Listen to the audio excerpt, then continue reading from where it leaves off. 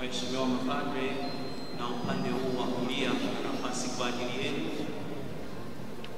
Naomba wengine mje huku mtakaa nyuma ya viti vya maaskofu. Na wote tujitahidi kuingia kanisani na wahi karibia tunaanza misa takatifu.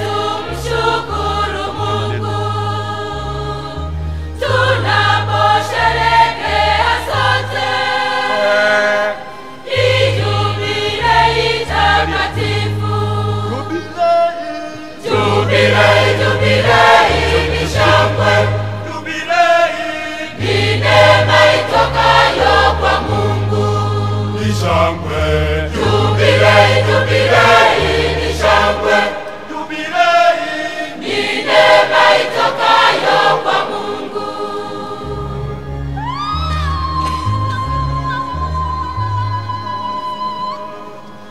Furahini katika Bwana, watu wote tushangilie. Ni siku iliyotukuka katika parokia yetu.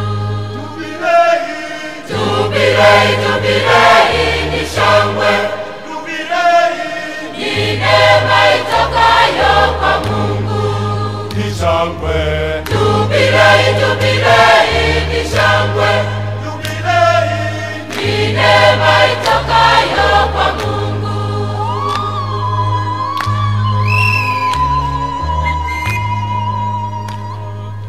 Ni shangwe kwenye familia, shangwe katika parokia. Watu wote tusherehekee, pia tumshukuru Mungu. Jubilei, jubilei, jubilei ni shangwe, jubilei ni neema itokayo kwa Mungu. Ni shangwe, jubilei, jubilei ni shangwe, jubilei ni neema itokayo kwa Mungu.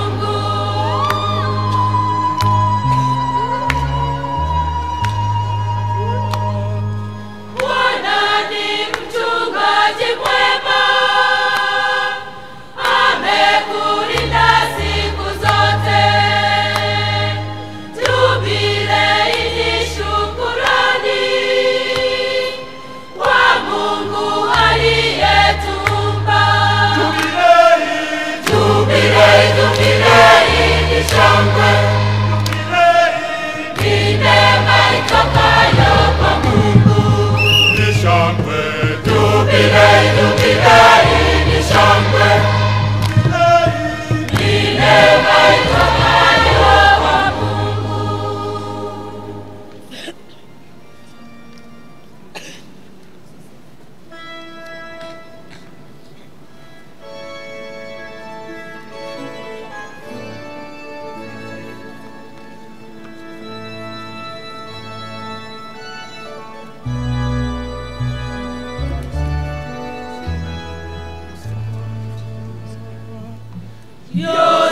Yosefu mtakatifu, Yosefu mwema na mpole, baba mkimya usiyeaibisha.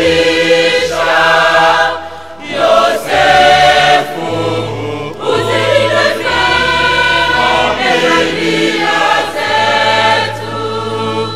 Yosefu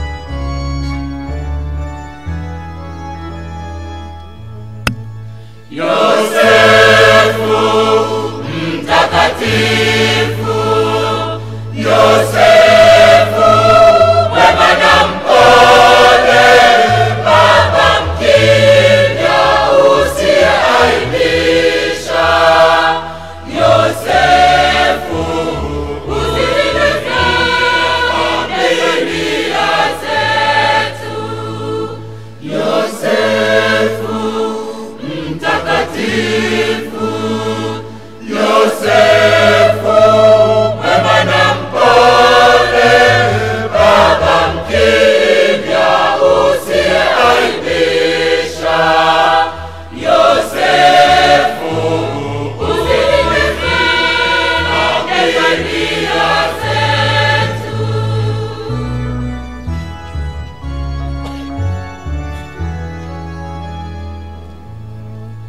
Yosefu ulituza familia takatifu ya Nazareti, kwa upole twakuomba zilinde familia zetu.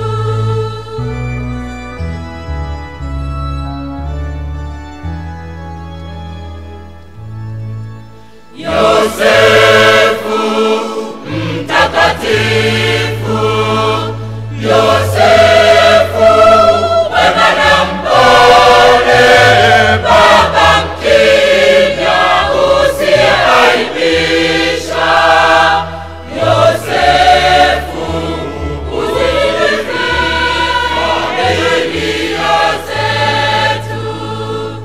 Yosefu mtakatifu, Yosefu mwema na mpole, Baba mkimya usiyeaibisha, Yosefu usinifia Biblia zetu. Kwa jina la Baba na la Mwana na la Roho Mtakatifu. Amani iwe nanyi.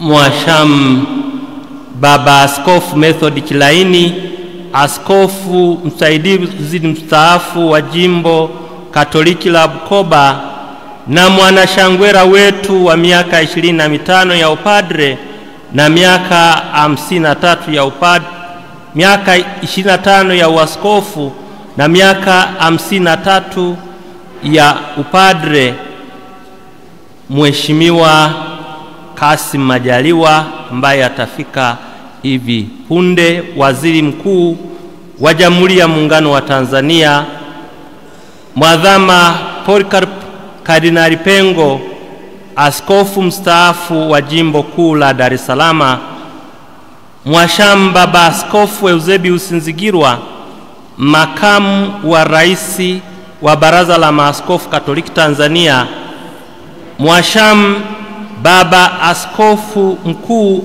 Angelo Akatino, balozi wa Baba Mtakatifu nchini, washamu mababa askofu wakuu, washamu mababa askofu, Mheshimiwa mkuu wa mkoa ambaye atafika hivi punde, waheshimiwa wabunge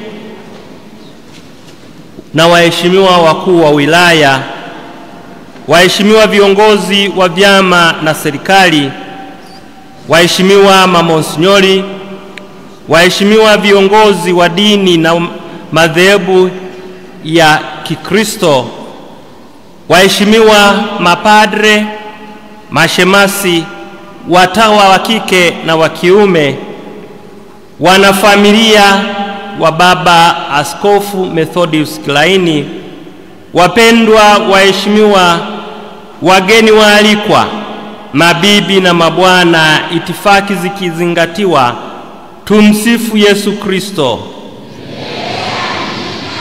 Maujaji katika matumaini.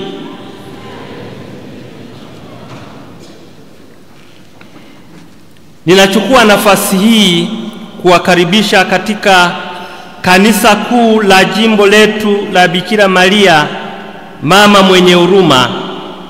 Ninawakaribisha ili tuungane na Baba Askofu Method Kilaini, askofu msaidizi mstaafu wa Jimbo Katoliki la Bukoba, kumshukuru Mungu kwa utume wake wa miaka 25 ya uaskofu na miaka 53 ya upadre. Pia katika maadhimisho haya ya misa takatifu, ambayo adhimisho hili la misa analiongoza yeye Baba Askofu, ninawaomba tumuombee kwa Mungu ili aendelee kumjalia afya ya roho na mwili, ili utume wake ndani ya kanisa uendelee kuzaa matunda ya kumtukuza Mungu na kulineemesha taifa lake. Karibuni tuendelee na ibada ya misa takatifu.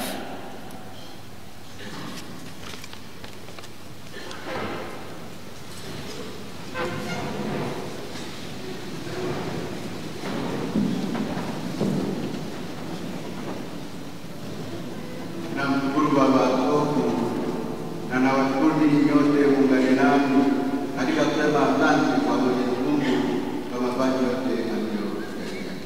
Sote tuko dhambi, vile dhambi zetu tuwe tayari kwa takatifu.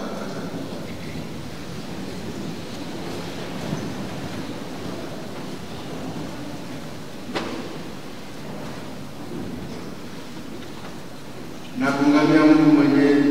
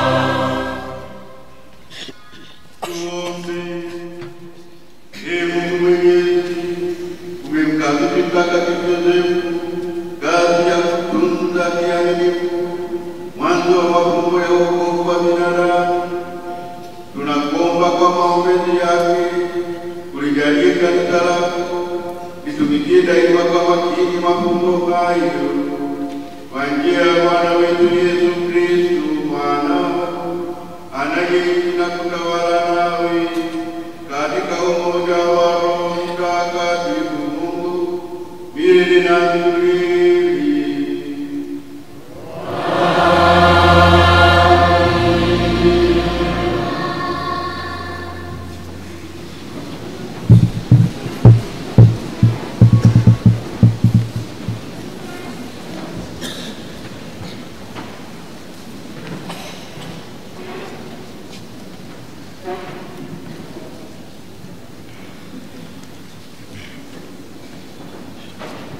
Somo la kitabu cha pili cha Samueli. Ikawa usiku huo huo, neno la Bwana likamfikia Nathani kusema, enenda ukamwambie mtumishi wangu Daudi, Bwana asema hivi, siku zako zitakapotimia ukala na baba zako, nitainua mzao wako nyuma yako, atakayetoka viunoni mwako, nami nitaufanya imara ufalme wake. Yeye ndiye atakayejenga nyumba kwa jina langu, nacho kiti cha enzi cha ufalme wake nitakifanya imara milele. Mimi nitakuwa baba yake, naye atakuwa mwanangu. Akitenda maovu nitamwadhibu kwa fimbo ya binadamu na kwa mapigo ya wanadamu. Na nyumba yako na ufalme wako vitathibitishwa milele mbele yako, nacho kiti chako kitafanywa imara milele. Neno la Bwana.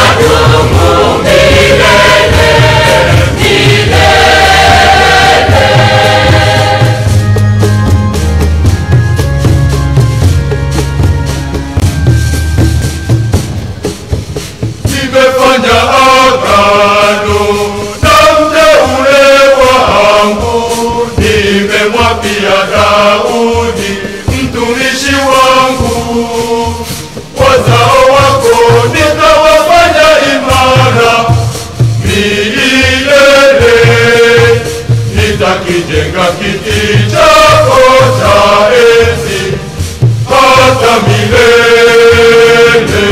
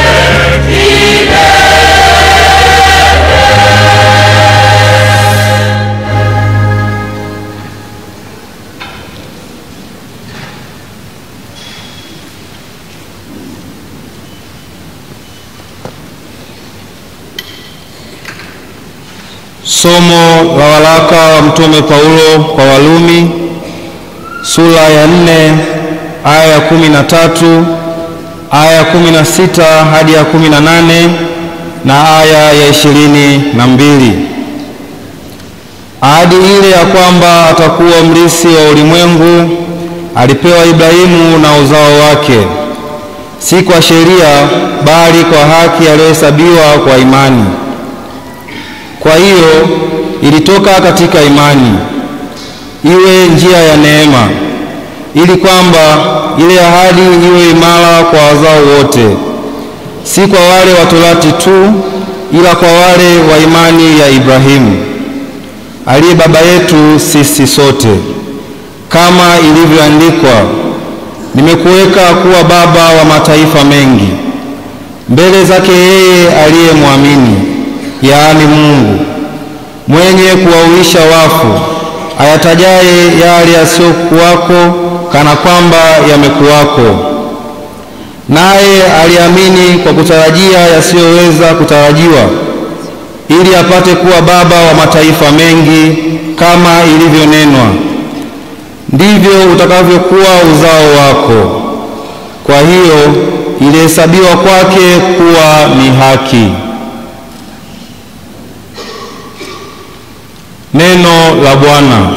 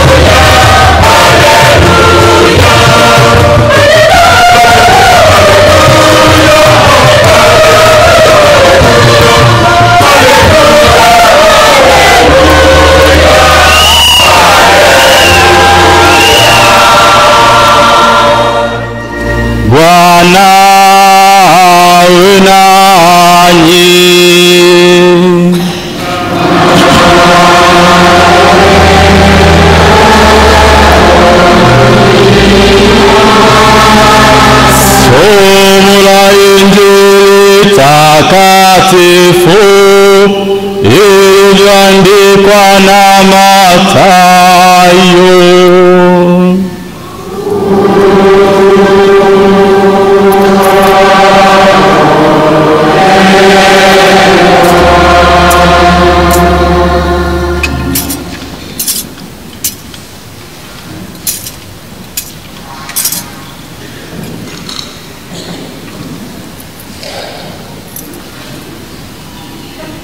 Sura ya kwanza aya ya 16 aya ya 18 hadi ya 21 na aya ya 24.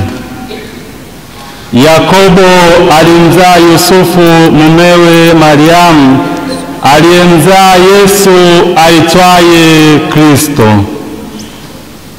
Kuzaliwa kwake Yesu Kristo kulikuwa hivi: Mariamu mama yake alipokuwa ameposwa na Yusufu, kabla hawajakaribiana, alionekana ana mimba kwa uwezo wa Roho Mtakatifu.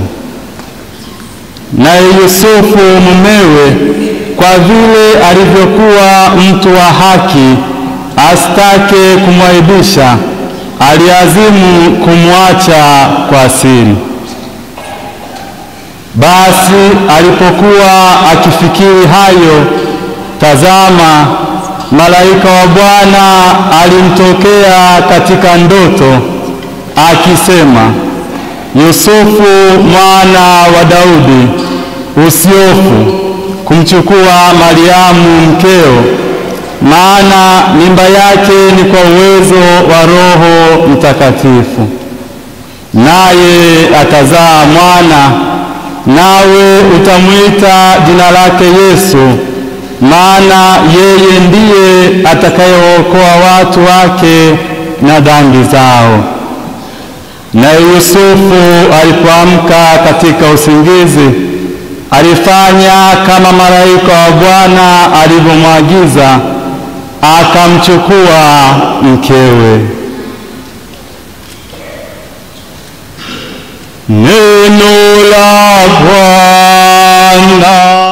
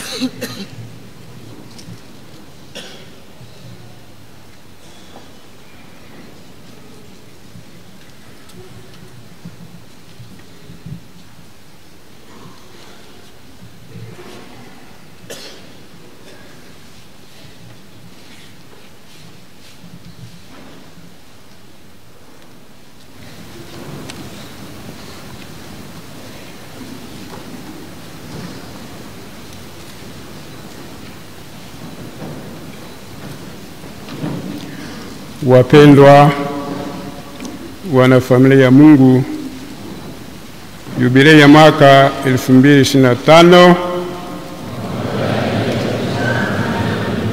tumsifu Yesu Kristo. Kristo, Mungu ni mwema. Wawata mpo kwa upendo wa Kristo, waka mpo nguzo imara ya kanisa, moyo mtakatifu wa Yesu mpo.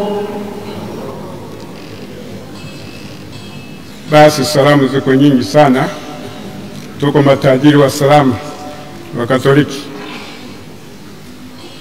Maandiko matakatifu yanatambulisha siku ya leo yakisema, siku hii ndiyo aliyoifanya Bwana, tutashangilia na kuifurahia. Soma Zaburi ya 118 aya 24. Napenda nianze na taarifa fupi ya habari. Taarifa fupi ya habari. Mwanzoni mwa miaka 60 nikiwa darasa la pili, mwalimu wetu wa hesabu alizoea kutupa dakika 10 za mwanzo wa kipindi kutupa chemsha bongo. Siku moja aliuliza swali mintarafu mahesabu ya kutoa,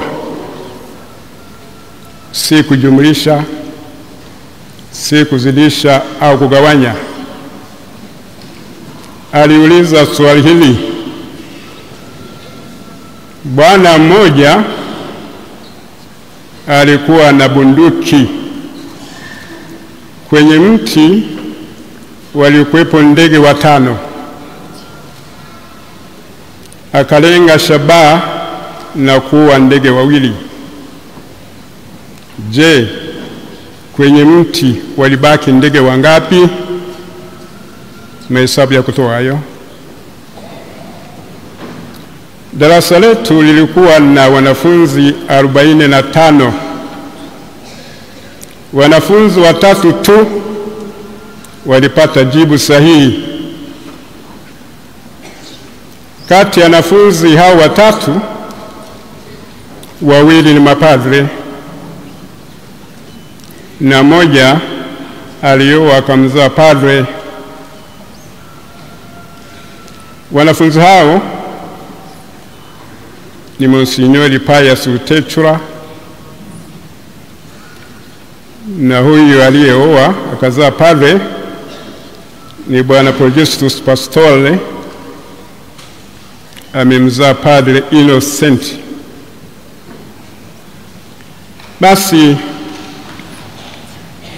na mimi leo napenda nianze na chemsha bongo. Mosi, kwa nini kwenye viwanja vya mpira watu wasinzii mpaka kipenga cha mwisho kinapopulizwa? Kwa nini? Lakini kanisani wanasinzia, na wengine kukoroma, na wengine kutoka nje kabla ya baraka ya mwisho. Kanisani wanahangaika kuangalia saa, mbona mambo yanalevuka? Kwa nini? Swali la pili la chemsha bongo: kama wewe hujasinzia, je, unaona? Kama hujasinzia, je, unaona? Kama unaona, unaona nini? Bwana Yesu alipofika kijijini Betsaida, watu walimletea kipofu mmoja, wakamwomba amguse. Yesu akamshika huyo kipofu mkono, akampeleka nje ya kijiji, akamtemea mate machoni, akamwekea mikono, akamuuliza, je, unaweza kuona kitu? Huyo kipofu akatazama, akasema, ninawaona watu wanaonekana kama miti inayotembea.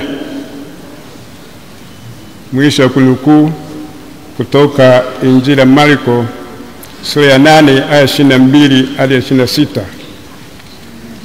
Je, wewe unaona nini?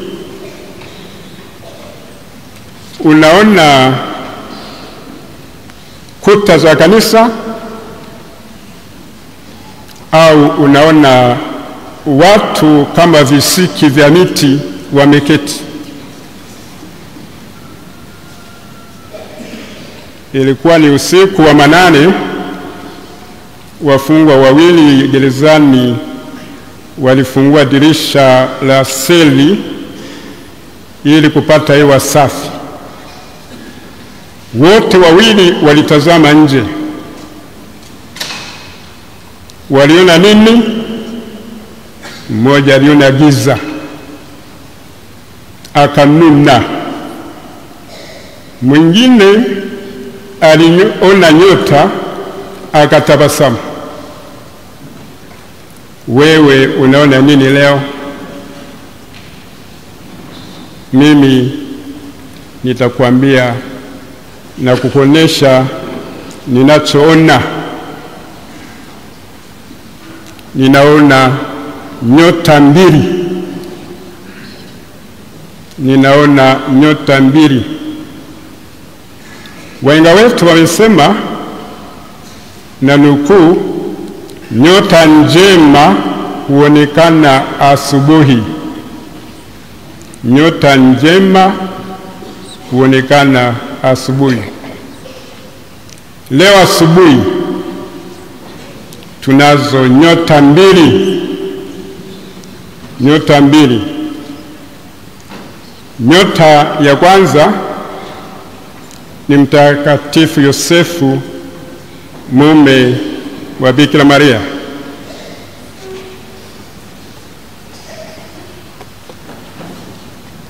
Nyota hii hapa. Nyota hii hapa.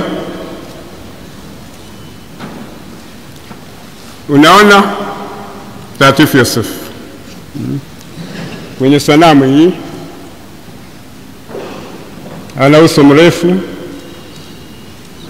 sharafu na mndevu mrefu. Amebeba mtoto Yesu. Amevalia kanzu la mzee pamoja na shuka nene zito. Amekamata ua tunaloita ua la Mtakatifu Yosefu, ua jeupe. Nyota ya kwanza hii tunayoona leo. Nyota ya pili ni Askofu Kilaini. Sasa karibuni tuweze kufanya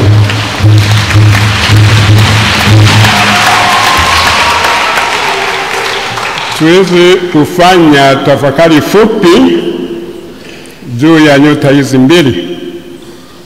Mnaziona? Nyota ya kwanza ni Mtakatifu Yosefu. Huyu hapa akiwakilishwa na salamu hii. Huyu Mtakatifu Yosefu, mume wa Bikira Maria. Tuanze kumshangilia wanakwaya.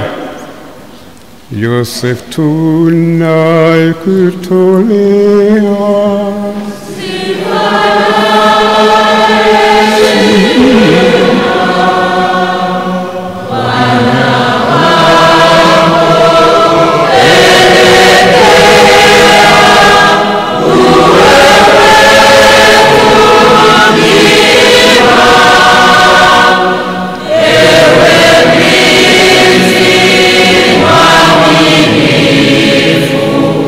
Tuna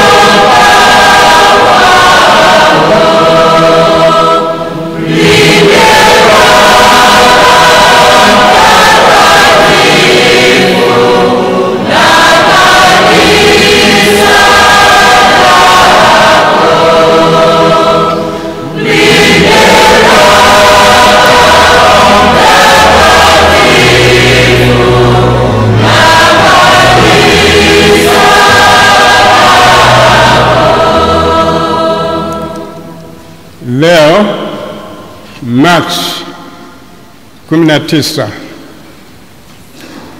tena leo ni Jumatano, ambapo kila Jumatano huwa tunamkumbuka Mtakatifu Yosefu. Lakini leo ni ajabu, Machi 19, Kanisa Katoliki ulimwenguni, kama ilivyo ada ya kalenda ya liturujia ya kila mwaka, kwa namna pekee linamheshimu na kumwadhimisha Mtakatifu Yosefu, mume wa Bikira Maria na baba mlishi wa Yesu. Mtakatifu Yosefu anawekwa mbele yetu ili tutafakari sifa lukuki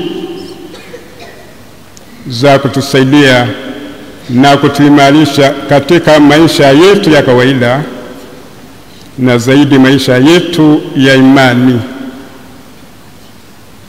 Mtakatifu Yosefu ni mume wa mzazi wa Mungu, ni mlinzi wa mkombozi, ni mlinzi safi wa Bikira, ni mlishi wa mwana wa Mungu, ni mtii, ni mwaminifu, ni kioo cha uvumilivu, ni mfano wa watu wa kazi, ni mlinzi wa mabikira, ni msaada wa wenye shida, ni matumaini ya wagonjwa, ni kitisho cha mashetani, ni mlinzi wa kanisa takatifu na kadhalika.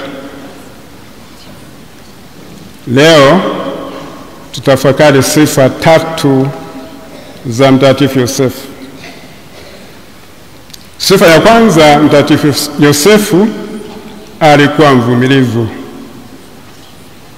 katika kukabiliana na changamoto. Maisha bila changamoto hayamkomazi mtu. Ndio maana wahenga wamelonga, bahari shwari haitoi manaodha stadi. Mfano wa changamoto alizopitia Mtakatifu Yosefu: mosi, ni ujauzito wa Maria ulimpa Yosefu changamoto kubwa katika kuendelea na mahusiano. Hivyo aliazimia kumwacha kwa siri na kumlinda Maria asiuawe kwa kupigwa mawe. Pili, Yosefu alipata changamoto ya kuwa mkimbizi na familia yake. Alikimbia Misri. Soma Injili ya Mathayo sura ya 2 aya 13 hadi 15. Herode alipotafuta kumuua mtoto Yesu, kwa sababu eti mtoto Yesu alikuwa tishio kwa utawala wake. Soma Injili Mathayo sura ya 2 aya 16 hadi 18. 3. Changamoto ya Yesu kupotelea hekaluni, ambako Mtakatifu Yosefu na Bikira Maria walimtafuta mtoto Yesu kwa huzuni. Soma Injili ya Luka sura ya 2 aya 41 hadi 52. Leo hii katika baadhi ya maeneo tunasikia baadhi ya wazazi wakitelekeza familia zao sababu ya changamoto mbalimbali, zikiwemo za kiuchumi, wivu wa kimapenzi, uasherati, michepuko, ushirikina na kadhalika. Mtakatifu Yosefu leo anawaalika akina baba kuwa mfano bora wa malezi na matunzo kwa familia zao, kwa wavumilivu, kwani uvumilivu na subira hungoa milima. Na Bwana Yesu anasema, na nukuu, atakayevumilia mpaka mwisho ndiye atakayeokolewa. Mwisho kunukuu kutoka Injili ya Mathayo sura ya 10 aya 22. Sifa ya pili ya Mtakatifu Yosefu, alikuwa mnyenyekevu, msikivu na mtii. Tunasimuliwa kwamba walipokuwa katika uchumba, ndipo Bikira Maria kwa mpango wa Mungu alimchukua mimba Yesu. Fundisho kubwa tunalojifunza toka kwa Yosefu ni moyo wa usikivu na utii. Malaika alipomweleza wala kubisha, tunavyosoma Injili ya Mathayo sura ya 1 aya 20 hadi 21, leo hii vijana wengi na familia nyingi ziko kwenye magomvi yasiyokoma kwa sababu hakuna unyenyekevu, hakuna usikivu. Kwa mfano, katika familia na kaya, wakati wa mlo hakuna usikivu. Kila mmoja yuko busy na simu yake au redio au runinga akisikiliza na kuangalia michezo ya mpira, tamthilia na picha za ajabu. Papa Francis anashauri wakati wa milo simu zizimwe na kamera ziwekwe chini. Pengine mkisubiri keki, kama kuna keki nakatwa hapo, basi ibuka na kamera yako upige picha. So mtu anapakua chakula wanaweka mdomoni mnofu na telemuka na shinda kulenga shabaha, alafu napiga picha. Kusaidia nini hiyo? Maana mshika mbili mmoja umponyoka. Vijana wengi leo hawachumbii. Wengi wanakutana mitandaoni kwenye Facebook na kumaliza kila kitu huko. Vijana wengi wamesahau kuwa uchumba ni kipindi kitakatifu cha kuhabarishana, kufahamiana na kuombeana namna watakavyojenga familia, wakizaa, wakilea na kutunza watoto kadiri Mungu atakavyo wajalia baraka ya kuzaa. Soma Zaburi ya 127 aya 3 hadi 5. Leo hii kijana anakutana na msichana Jumatatu, na ndani ya wiki wameshaanza kuishi pamoja bila hata wazazi wa pande zote mbili kufahamu, na wala kutoa kwa paroko taarifa ya kuandikisha ndoa. Hawajali kufunga ndoa kanisani, na baada ya wiki mbili unasikia talaka. Kulikoni? Mke hajui kupika, hajui kulima, hajui kuosha vyombo, hajui kufua nguo na kunyosha nguo. Muda wote yuko saluni akipodolewa. Anataka kumwajiri mtumishi wa nyumbani amfanyie kazi ambazo mke anapaswa kumfanyia mume wake, na matokeo yake anaishia kupinduliwa. Tujifunze kwa Mtakatifu Yosefu kusali kabla hawajakaribiana. Sala hiyo muhimu sana. Kabla hawajakaribiana, sali kwa nguvu. Kabla mjakaribiana, sali, muombe Mungu. Ina maana wakati wa uchumba wao, yaani kabla hawajaanza kuishi pamoja, walimwomba Mungu. Mtakatifu Yosefu analika watu wote kuheshimu ndoa. Biblia inasema, na nukuu, ndoa inapaswa kuheshimiwa na watu wote na haki zake zitekelezwe kwa uaminifu. Mungu atawahukumu waasherati na wazinzi. Mwisho wa kunukuu kutoka Waebrania sura 13 aya ya 4. Biblia yenye vitabu vya Deuterokanoni, habari njema.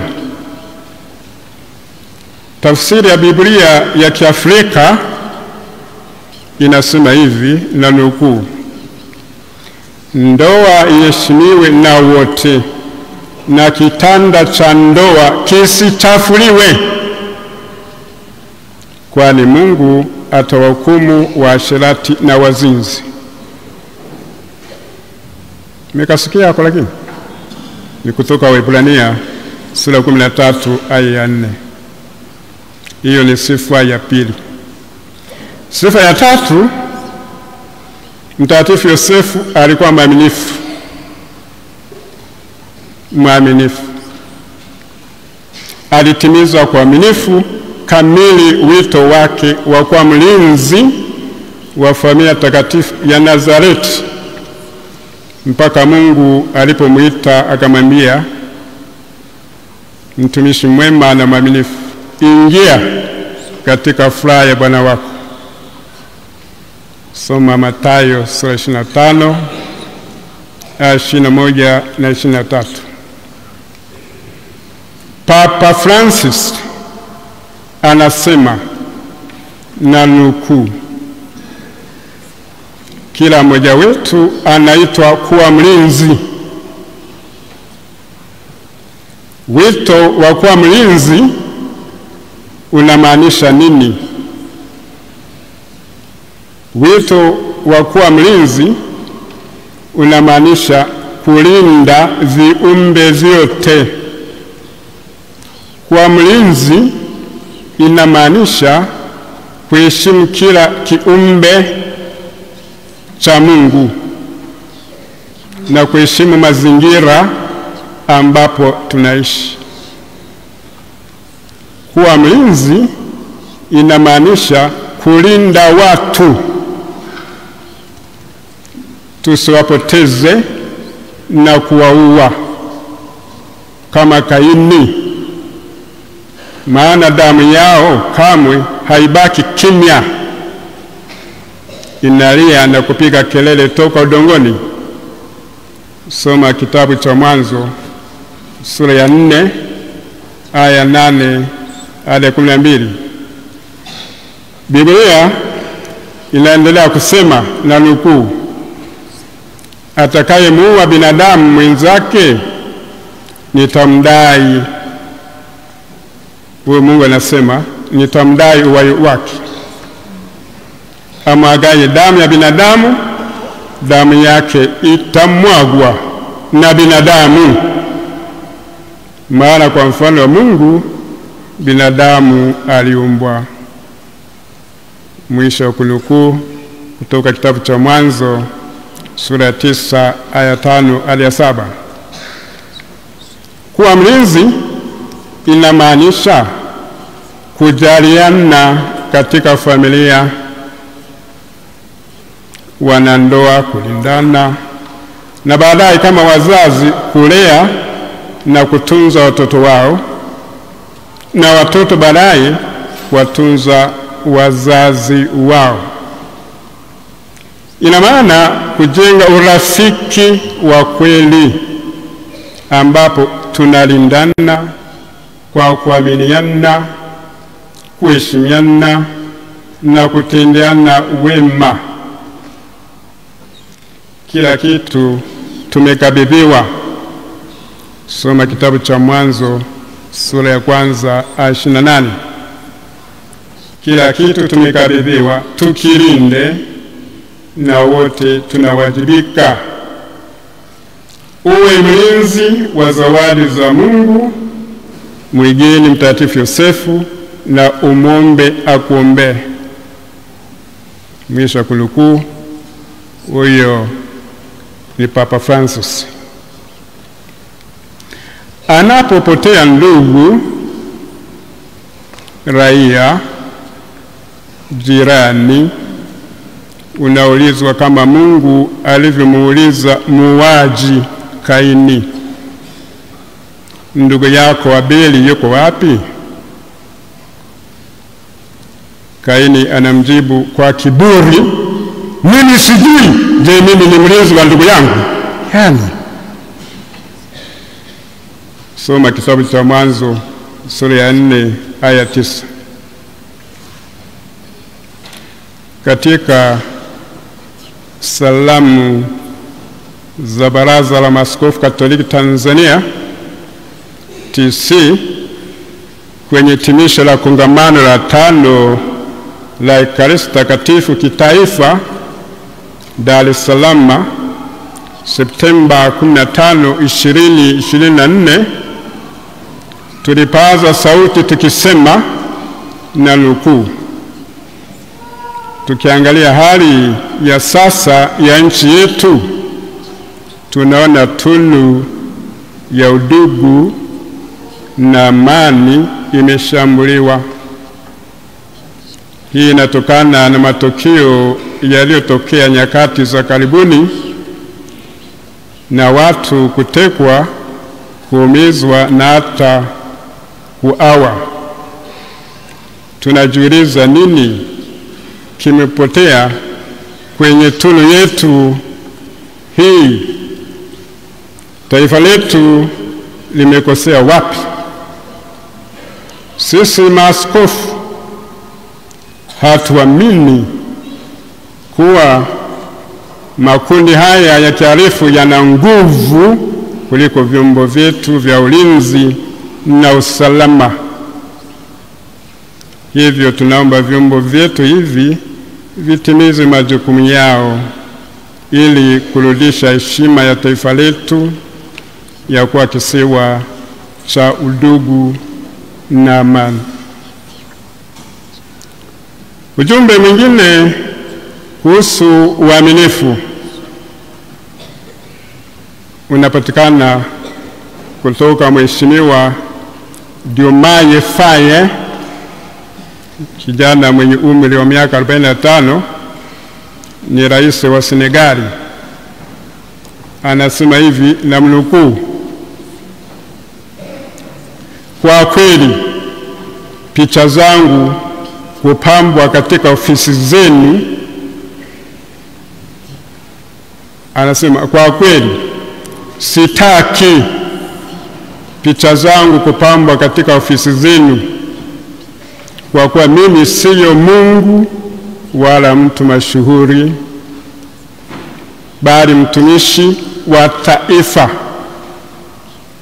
Badala yake tundikeni picha za watoto wenu na kuzitazama kila mnapotaka kufanya maamuzi, na kila mara roho ya wizi mnapowatembelea, ziangalieni vizuri picha za familia zenu na kujiuliza kama wanastahili kuwa familia za wezi walioliharibu taifa.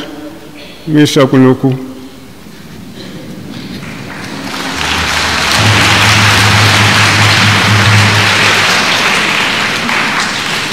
Tumwige Mtakatifu Yosefu, nyota yetu leo, na tumuombe atuombe.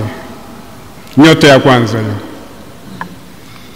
Nyota ya pili inayong'ara mbele yetu na kati yetu leo ni mwashamu Methodius Mutashoborwa Paulo Kilaini, askofu msaidizi mstaafu wa Dar es Salaam, askofu msaidizi mstaafu wa Bukoba na msimamizi wa kitume mstaafu wa jimbo la Bukoba. Kwa baadhi yetu ni mara ya kwanza kumwona mubashara akiadhimisha jubilei ya miaka 25 ya waskofu mahali alipo asimame, na pengine mashemasi msindikize mleta hapa mbele tuweze kumwona vizuri.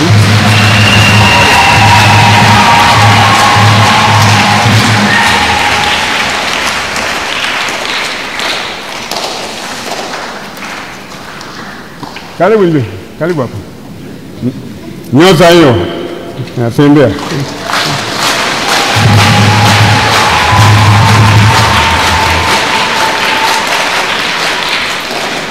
Kwaya mko wapi? Wimbo. Niseme. Haya, changamka.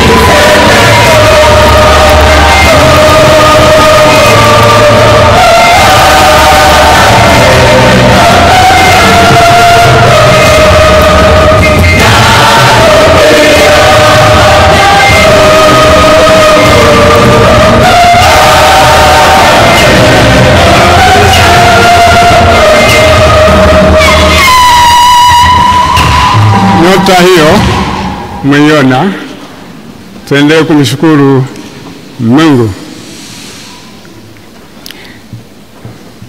Kwa mara ya kwanza kabisa